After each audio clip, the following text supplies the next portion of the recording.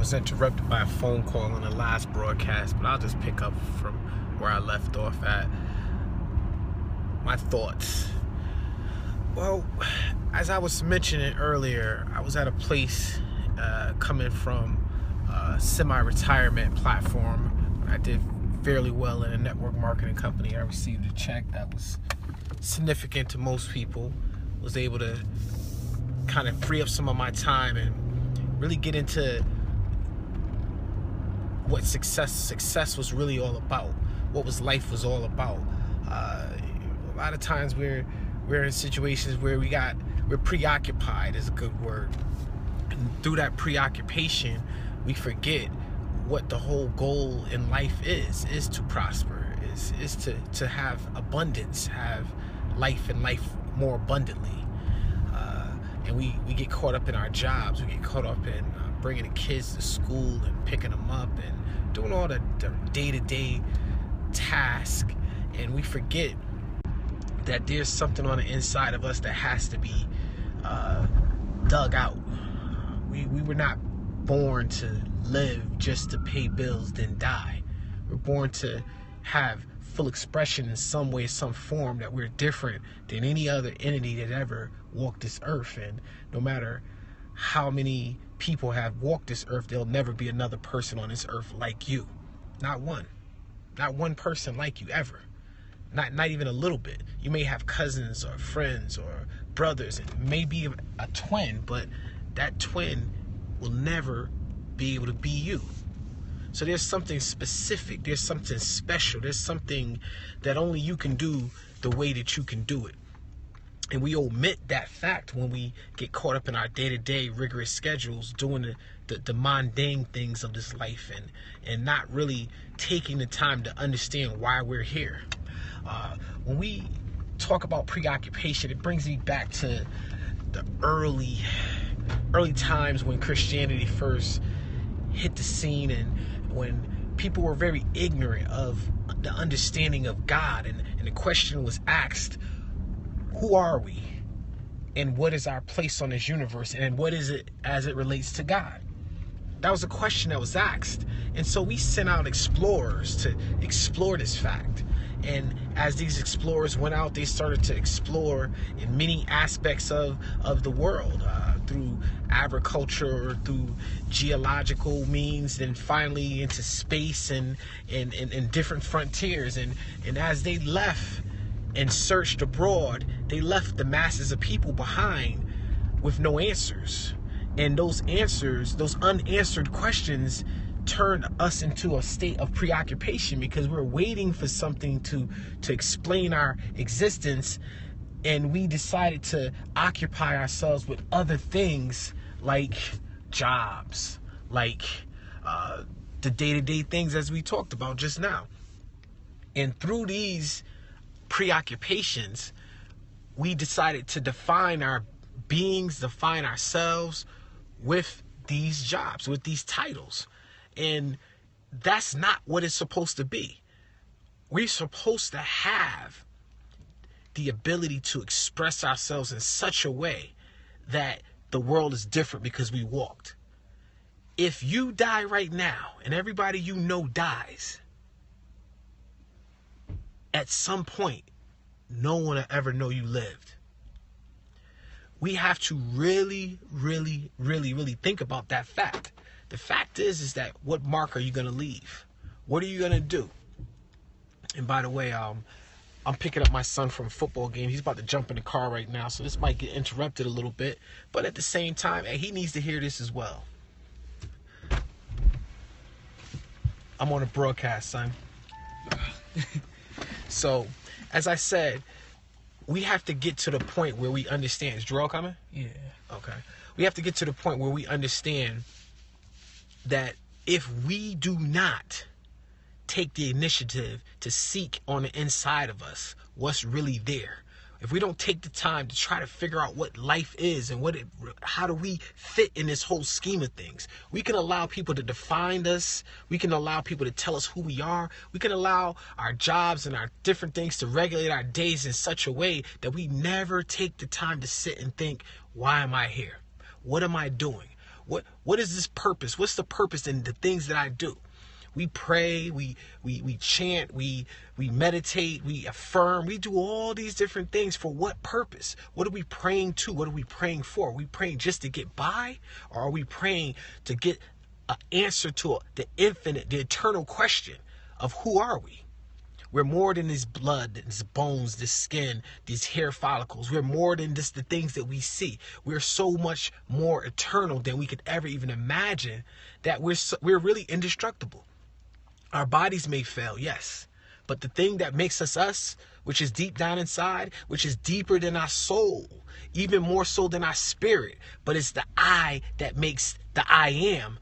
That's the real thing that we're seeking to find out. What is that? What is the I am? What is that feature? What is that function in man that causes him to live? What is the thought what is the thing that causes the brain to think?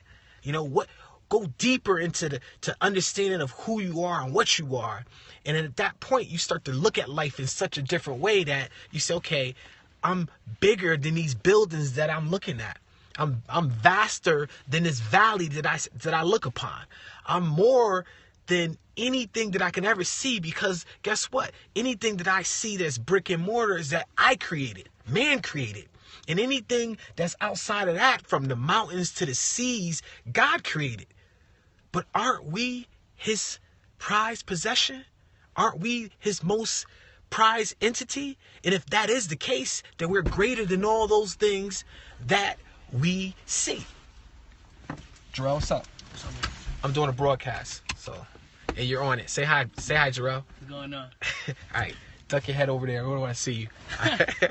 Well, anyway, but so having that thought process, understanding that anything that we see is only a mirror of what's on the inside of us, in both ways. If we see large skyscrapers, that was on the inside of somebody. Somebody had to think that up. Somebody had to create that. It had to come from somebody's mind.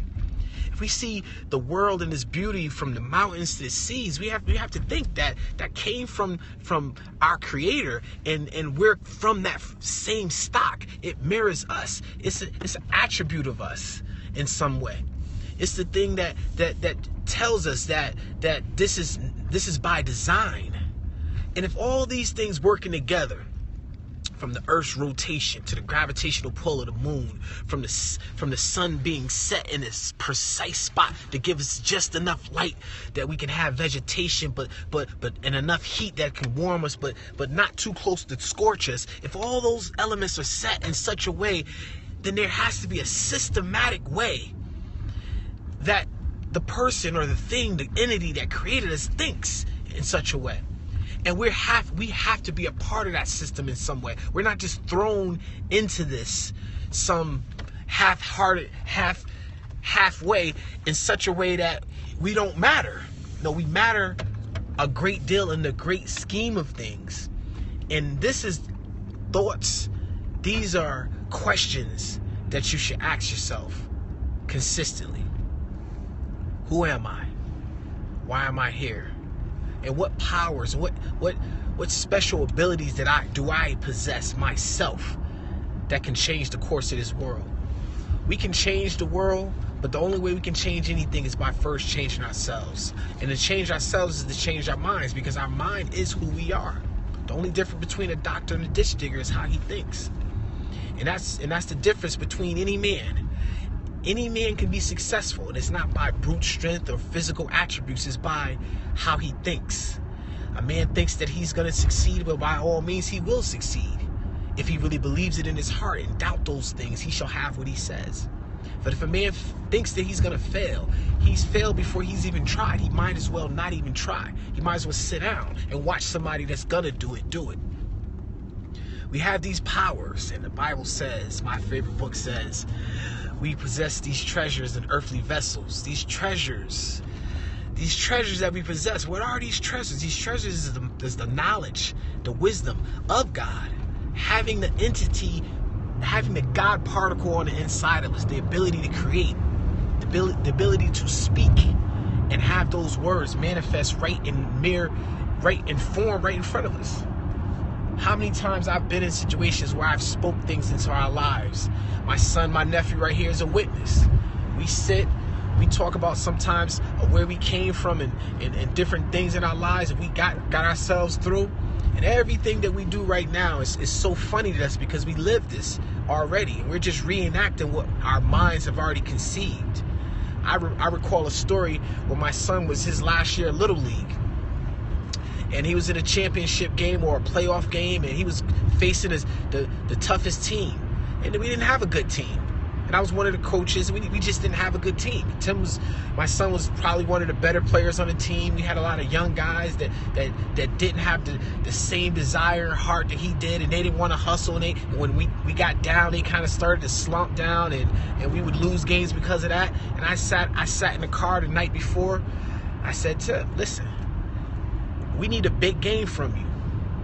And the only way we're going to get a big game from you is if you think that you're going to have a big game tonight. If you visualize yourself winning this game, we're going to win this game. And I said, you know what? Another thing is this right here. You never hit a home run. Your last final year could possibly be your last game in Little League. You never hit a home run. So you know why you never hit a home run? Because you're playing it too safe. You're a contact hitter. You hit the ball often. You're a good hitter. But you never just swung for the fences for fear of failure. I said, in order to hit a home run, you got to not be afraid to strike out. I said, I guarantee if you take what I just said and you go to bed and meditate on it, you'll hit a home run tomorrow and we'll win that game. And my son is sitting right here. You recall that story, Tim? Yes. What happened in that game?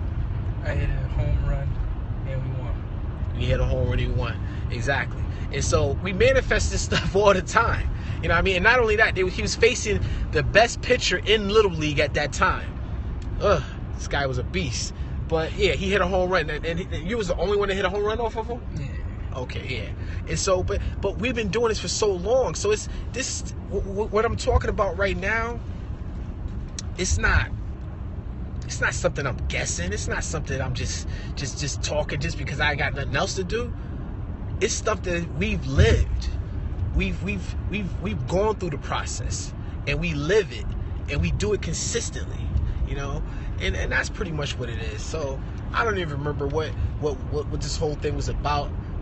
Just driving, got a 40-minute drive back to my house, and I just wanted to just express some things. Sometimes I think a lot and I don't express them, or I don't share them with others. And you know, at this point, I'm gonna make sure I do better with that. Every time I get in the car, well, not every time, but most time I get in the car, my nephew always asks me a question. And I take the 40-minute drive to drop them off to school to just go in on the questions. And maybe next time he asks me a question, I'll sign up on Periscope and let you guys hear some of the dialogue that we have on our intimate moments in the morning, 5:30 in the morning on the way to our morning commute.